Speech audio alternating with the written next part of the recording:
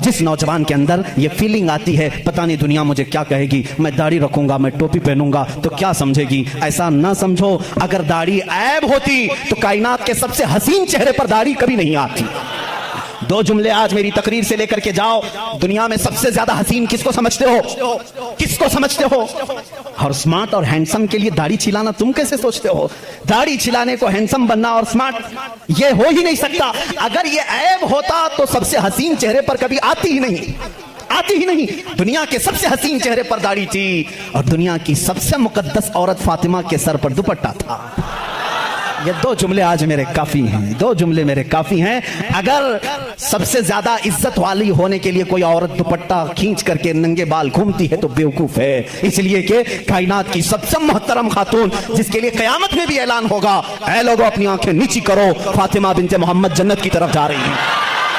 उस खातून को जो इज्जत मिली है उसके सर पर जब दुपट्टा है तो फिर दुपट्टा कमतरी की अलामत नहीं हो सकता। जिसके सर पर दुपट्टा है वो आलीशान है, जिसके चेहरे पर दाढ़ी है वो आलीशान है। इसलिए कि मेरे रसूल का वो गुलाम है। जब कयामत, जब कब्र में जाएगा, कुछ हो या ना हो, शक्ल देख करके तो फरिश्ते ये कहेंगे सूरत ये लेकर के आया है जैसे मदीने वाले की थी, मेरे आका सल्लल्लाहु अलैहि वसल्लम की थी। अब मैं आखिरी कहते यहाँ आ गया। जाहिर सी बात है आपकी गर्मी मुझे भी ठंडा नहीं कर पाती। हालांकि इन लोगों ने आज कुर्सी पर बिठाया है, खड़े होने के बाद अलग मसला होता है। बहरहाल आखिरी अब मैं हकीकत में कर दूं, हमारा एक और भी मिजाज हम देखते हैं। मैं कल परसों ही कह रहा था, आपने देखा कभी हम लोग किसी को बहुत ही इज्जत देते हैं, जैसे दूल्हे को बुलाते हैं, सेहरा उसका है, कुर्सी उसकी है, जो मेन महफिल का है उसको। लेकिन एक और इज्जत हमने देखा है, एक और इज्जत, मकाम है, मर्तबा, शादी है तो इज्जत की समझ में आ गया। आज प्रोग्राम तो मेरी इज्जत की समझ में आ गया, तकरीर सुनना है और दूसरों को किसी को बुलाया गुलपोशी के लिए, घर में मीटिंग है, इज्जत की समझ में आया।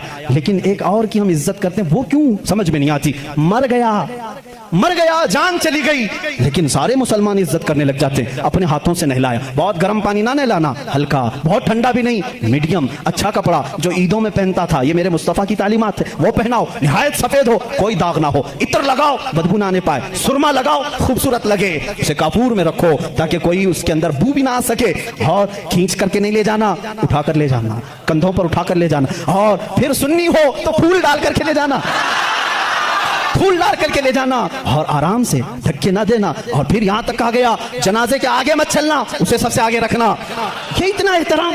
मर गया भाई, अब दुनिया में उसका क्या काम है? क्यों इतनी इज्जत? नहला रहे हो, पहना रहे हो, खुशबू लगा रहे हो, सुरमा लगा रहे हो, फूल पहना रहे हो, अब कहां उसकी शादी? कांधे पे उठाकर ले जा रहे हो। तब हमें बुजुर्गों ने फरमाया, नादान, इसकी ये इज्जत इसलिए है आज ये रात में जा रहा है जलवा रसूल देखने के लिए। क्या तू जब भी अपने माशरे में हज के लिए कोई जाता है, हाजी को घर बुलाते हैं, दावत करते हैं, फूल पहनाते हैं, चादर डालते हैं, क्यों मियां? पूछा हमने, क्यों इतना इसकी इज्जत हो रही है? कहते हैं काबा देखने जा रहा है, काबा देखने जा रहा है, हाजी काबा देखने जा रहा है, इतनी इज्जत है। इसीलिए मेरे अजीजों, हम मरने से भी नहीं डरते, हमारी इज्जत इतनी होती है कि हम रसूल का जलवा देखने जा रहे हैं।